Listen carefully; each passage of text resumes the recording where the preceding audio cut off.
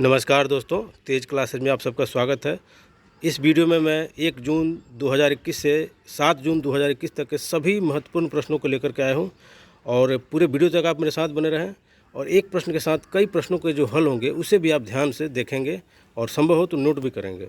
पहला प्रश्न है दोस्तों, अंतर्राष्ट्रीय बुकर पुरस्कार 2021। ध्यान रखना है, क्या नाम है पुरस्कार का? अंतर्राष्ट्रीय बुकर पुरस्कार 2021। इसे पहले अंतर्राष्ट्रीय मान बुकर पुरस्कार के नाम से भी जाना जाता था। तो 2021 का यह पुरस्कार किसे मिला है? जो ऑप्शन दिया हुआ है उसमें A V Alexander, David Diop, Alice Alex और आर रविंद्रन का नाम है। दोस्तों इसका सही उत्तर होगा ऑप्शन बी अर्थात डेविड डियोप। अच्छा, ये डेविड डियोप हैं कहाँ के लेखक? तो ये लेखक हैं फ्रांस के। यह भी पूछा जाता है, फ्रांस के लेखक हैं। और साथ में यह इनकी जो पुस्तक है, इस पुस्तक के लिए इस पुस्तक को जिसने अनुवाद किया उसका नाम है अन्ना मोस्कोवाकिस। क्या नाम है? अन्ना मोस्कोवाकिस। अच्छा, एक चीज़ और ध्यान देने वाली बात है कि जो अंतर्राष्ट्रीय बुकर पुरस्कार है इसमें कितनी राशि पुरस्कार के रूप में प्रदान की जाती है? तो 50,000 पाउंड। कितना? 50,000 पाउंड। और इस 50,000 पाउंड को बांटा गया है किसके किसके बीच में? तो डेविड डियोप के बीच में और इसके जो अनुवादक हैं उसके बीच में, अन्ना मोस्कोवाकिस के बीच में। दूसरा प्रश्न है दोस्तों, इजराइल का राष्ट्रपति किसे चुना गया है? क्या प्रश्न है? इजराइल का राष्ट्रपति किसे चुना गया है? ध्यान देने वाली बात है और यह पूछा भी जा सकता है आपसे परीक्षाओं में, आने वाले परीक्षाओं में। तो इजराइल के जो राष्ट्रपति चुने गए हैं उनका नाम है इसाक हरजोग। क्या नाम है? इसाक हरजोग।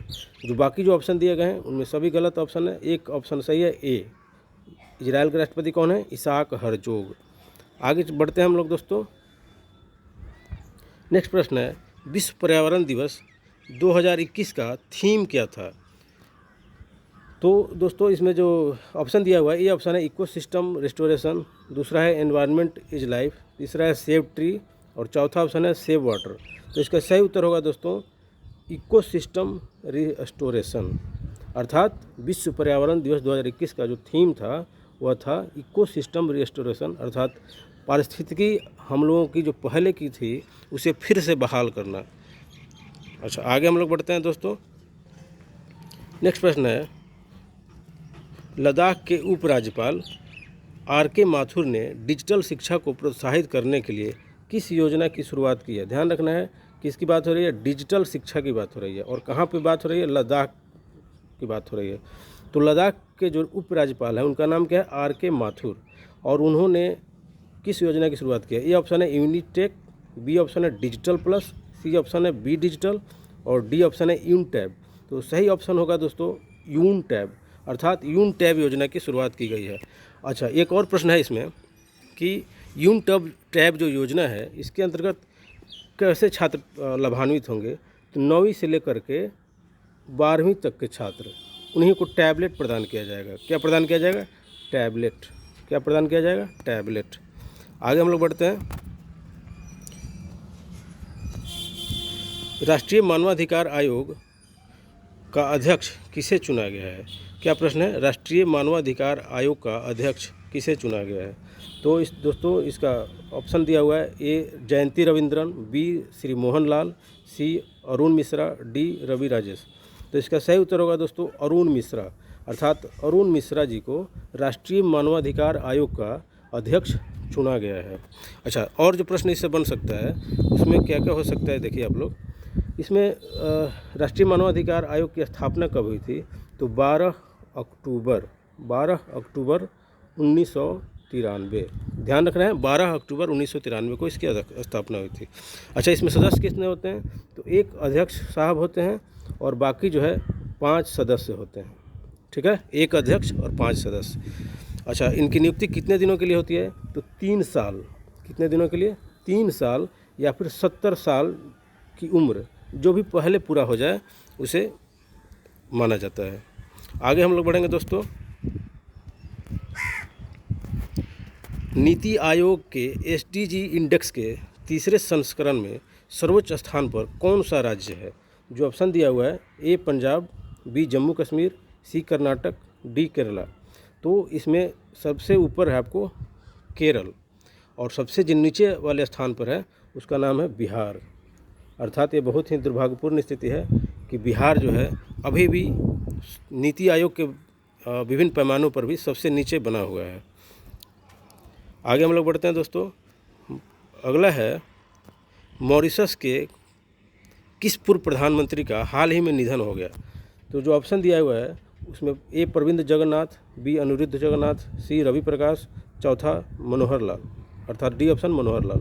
सही उत्तर दोस्तों होगा इसका अनिरुद्ध जगन्नाथ। और इनके समय में भारत और मॉरिशस के बीच में बहुत ही संबंध प्रगाढ़ भी रहे थे, इसलिए भी आप लोगों को याद होगा।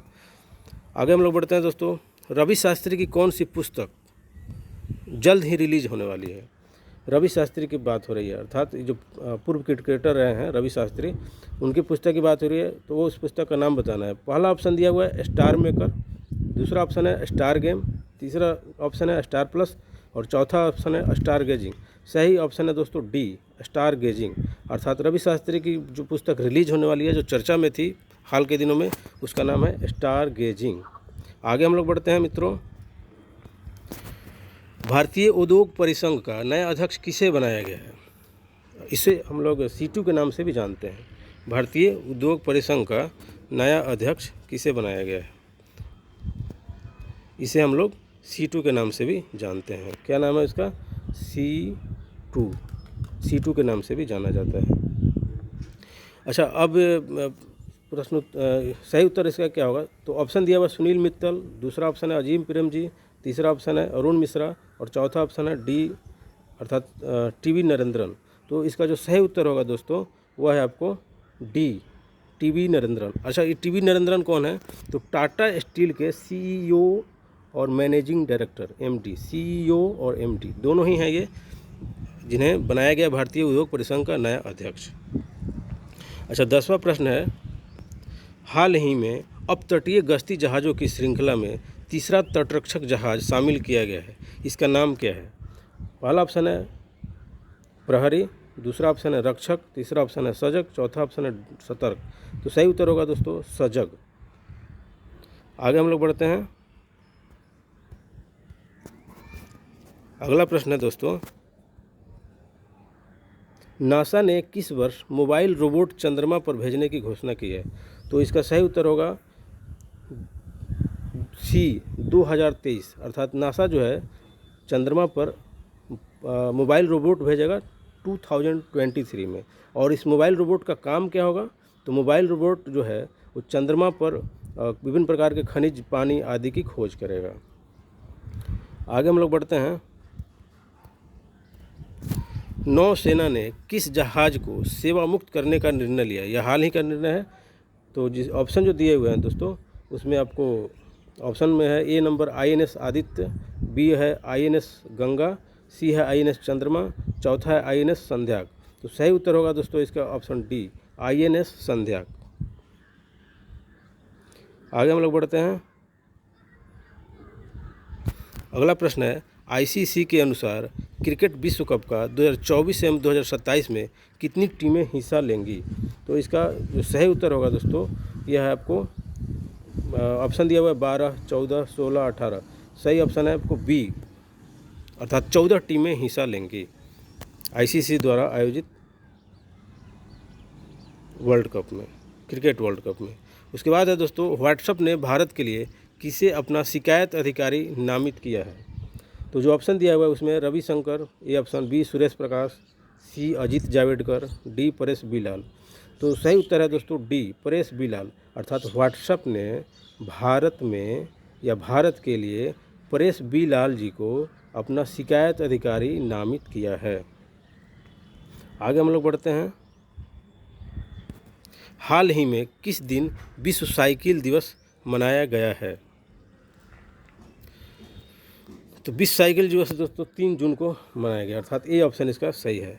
और इसका उद्देश्य क्या है साइकिल दिवस मनाने का? जिससे कि लोग स्वस्थ रह सकें, साइकिल को चला करके लोग स्वस्थ रह सकें, इसका उद्देश्य है। अगला प्रश्न है दोस्तों,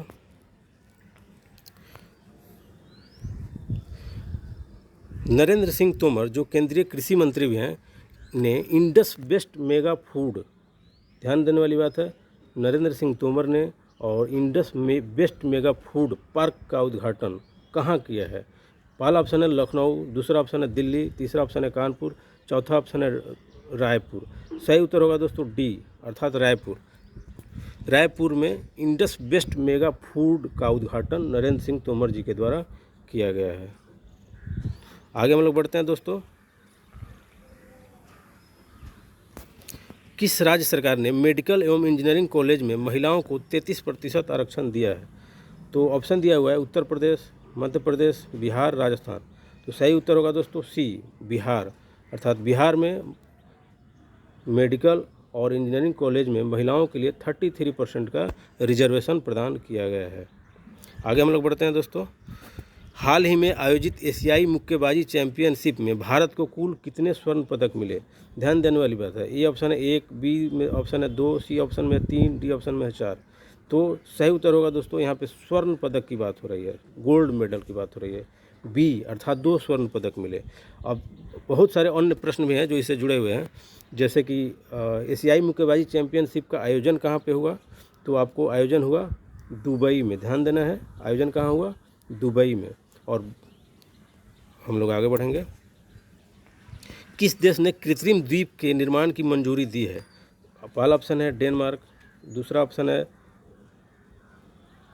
फिनलैंड, तीसरा ऑप्शन है आपको न्यूजीलैंड और चौथा ऑप्शन है आपको ऑस्ट्रेलिया।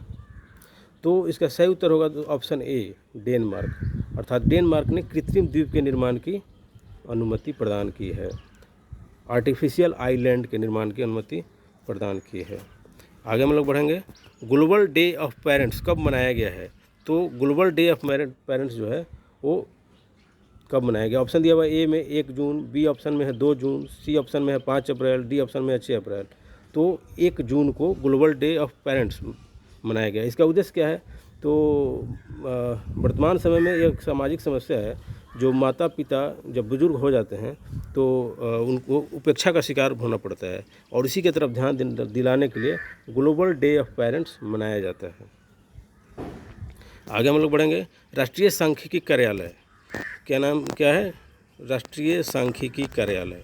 यहाँ देखिए, राष्ट्रीय सांख्यिकी कार्यालय अर्थात NSO के अनुसार वित्त वर्ष 2020 से 2021 में भारतीय अर्थव्यवस्था में कितने प्रतिशत की गिरावट आई है? पहला ऑप्शन है 5.4, बी ऑप्शन में 6.3, सी ऑप्शन में 8.5, डी ऑप्शन में 7.3। सही उत्तर होगा दोस्तों डी 7.3। ध्यान देने वाली बात है, राष्ट्रीय सांख्यिकी कार्यालय NSO, और इसके अनुसार वित्त वर्ष में कब, अर्थात राष्ट्रीय सांख्यिकी कार्यालय के अनुसार वित्त वर्ष 2020 से 2021 में भारतीय अर्थव्यवस्था में कितने प्रतिशत की गिरावट आई है? तो 7.3% की गिरावट आई है। आगे हम लोग बढ़ते हैं। एशियाई मुक्केबाजी चैंपियनशिप में भारत ने कुल कितने पदक जीते? यहाँ पे में नहीं बल्कि ने होना चाहिए था। पहला ऑप्शन है 12, बी में है 13, सी में है 14, डी में है 15। दोस्तों इसका जो सही उत्तर होगा वह होगा आपको डी 15 पदक। अच्छा, अब एक और कुछ और भी सवाल इससे जुड़े हुए हैं, जैसे कि भारत को कुल 15 पदक में गोल्ड कितना मिला? तो गोल्ड मिला आपको 2, जी फॉर गोल्ड होता है, गोल्ड कितना मिला? 2। और सिल्वर अर्थात रजत पदक कितना मिला? तो 5। सोना मतलब स्वर्ण मिला 2, और रजत पदक मिला 5, और बाकी जो है आपको कांस्य पदक मिला, ब्रॉन्ज मेडल, वो ब्रॉन्ज मेडल मिला आपको 8। और कुल कितने हो गए? 5 और 2 7 और 8 15, अर्थात 15 पदक भारत को एशियाई मुक्केबाजी चैंपियनशिप में मिला, जिसका आयोजन दुबई में किया गया था। यह भी पूछा जाता है, इसको भी ध्यान आप रख सकते हैं। आगे हम लोग बढ़ेंगे। हाल ही में नए बर्ड फ्लू H10N3 का सबसे पहला मामला प्रकाश में कहां पर आया है? ऑप्शन दिया हुआ है बांग्लादेश, पाकिस्तान, दक्षिण अफ्रीका और चाइना। तो पहले की भांति अपना रिकॉर्ड बरकरार रखते हुए चीन में ही यह मामला सामने आया है, नए बर्ड फ्लू H10N3 का। क्या है? H10N3, इसका मामला प्रकाश में आया है। और अभी हाल में कोरोना वायरस से पूरी दुनिया संक्रमित थी, जो कि माना जाता है कि चाइना से ही वो आया था। आगे हम लोग बढ़ेंगे। At night all blood is black पुस्तक के लेखक कौन है? Salman Rushdie, Manishankar Aiyar, David Diop, David Dixon. इस प्रश्न का हमने पहले भी चर्चा किया था। ये जो दोबारा लिखने का उद्देश्य यही है कि यह पूरी तरीके से याद हो जाए, क्योंकि ये पूछा जाता है। Eight night all blood is black पुस्तक के लेखक कौन है? David Duke. और इसी पुस्तक के लिए इन्हें अंतर्राष्ट्रीय बुकर पुरस्कार भी प्रदान किया गया है, जिसके अनुवादक हैं अन्ना मोस्कोवाकिस। आगे हम लोग बढ़ेंगे। विश्व दूध दिवस कब मनाया गया है? तो विश्व दूध दिवस 1 जून को मनाया गया है। दोस्तों, वीडियो पसंद आने पे सब्सक्राइब और लाइक करना नहीं भूलें। बहुत बहुत धन्यवाद।